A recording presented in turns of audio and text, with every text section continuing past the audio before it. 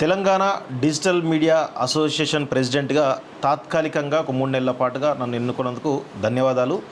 So ఈ committee 3 నెలల పాటుగా ఈ తెలంగాణలో ఉన్నటువంటి చిన్న ఛానల్ కావచ్చు, అంటే YouTube channels, digital media channels అంటేనే ఒక చిన్న చూపు ఈ తెలంగాణ కావచ్చు, తెలుగు రాష్ట్రాలు కావచ్చు, దేశవ్యాప్తంగా ఉన్నది.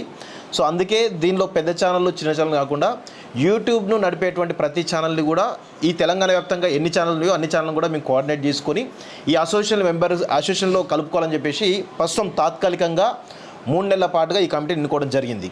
అయితే ఈ కమిటీని ఎన్నుకోవడం గల కారణం ఏంటి అంటే, తెలంగాణలో గత కేసీఆర్ పాలన నుంచి ఇప్పుడు కూడా ప్రస్తుతం అనేకమైనటువంటి అక్రమ కేసులు కావచ్చు, లేదంటే భౌతిక దాడులు కావచ్చు, అనేకం జరిగినాయి.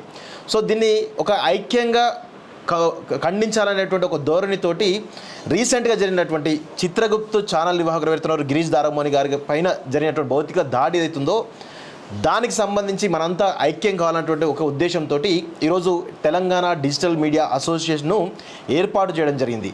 సో ఇలాంటి దాడులు ఈరోజు అది భౌతిక దాడి జరిగిన తర్వాత చాలా పరిణామాలు జరుగుతూ ఉన్నాయి. అసలు కొన్ని రకాలుగా శాటిలైట్ మీడియా కావచ్చు, ప్రింట్ మీడియా కావచ్చు, కొంత దుష్ప్రచారం చేసేట ప్రయత్నం చేస్తూ ఉంది.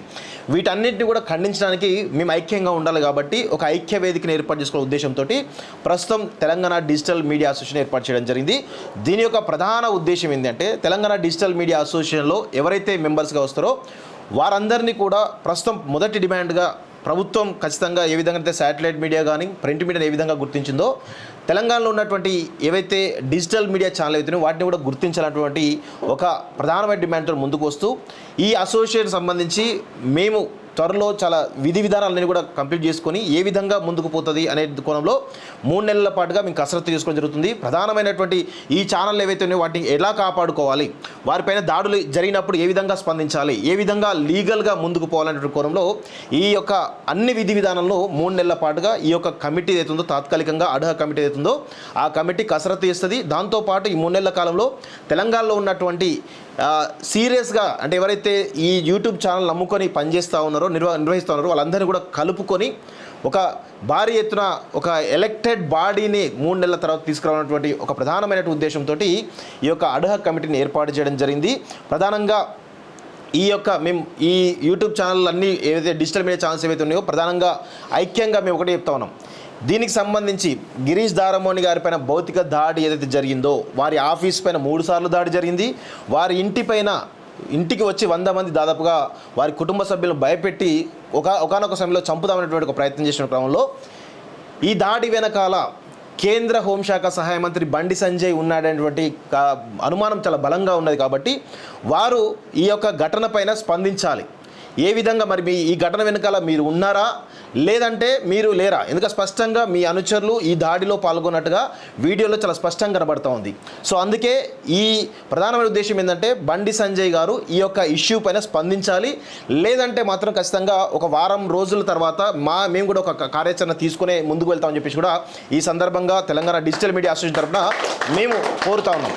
అదేవిధంగా ఈ రాష్ట్ర ప్రభుత్వం డీజీపీ గారు వెంటనే స్పందించాలి. 3 సార్లు దాడి జరిగినప్పటికీ కూడా ఇంతవరకు వారిపైన ఒక కేసులు ఏదో నామమాత్రంగా పెడుతున్నారు తప్ప చర్యలు తీసుకోవడంలో విఫలమవుతున్నారు. దీనివల్ల ప్రభుత్వానికి చెడ్డ పేరు వచ్చే అవకాశం ఉంటుంది. కాబట్టి ప్రభుత్వం కూడా స్పందించాలి. ఈ రాష్ట్ర హోంశాఖ బాధ్యతలు నిర్వహిస్తున్న రేవంత్ రెడ్డి గారు కూడా స్పందించాలి. అదేవిధంగా ముఖ్యంగా డీజీపీ గారు దీనిపైన చాలా సీరియస్, ఎందుకంటే పోలీసుల యొక్క ప్రవర్తన మాకు చాలా అనుమానాస్పదంగా కనబడుతూ ఉంది.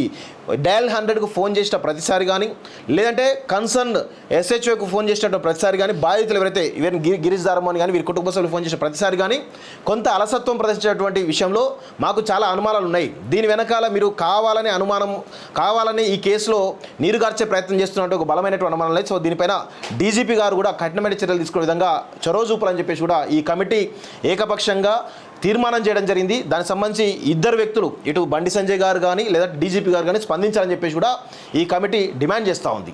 సో రాబోయే 3 నెలల పాటుగా ఈ కమిటీ అయితే ఖచ్చితంగా ఒక కార్యాచరణ తీసుకుంటుంది.